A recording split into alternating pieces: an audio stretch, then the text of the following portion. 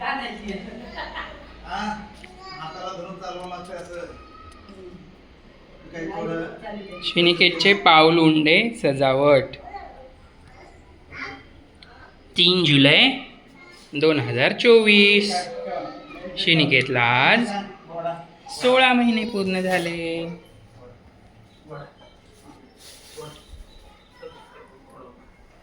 बसतो का घोड्यावर? पाऊल उंडे बसतो घोड्यावर?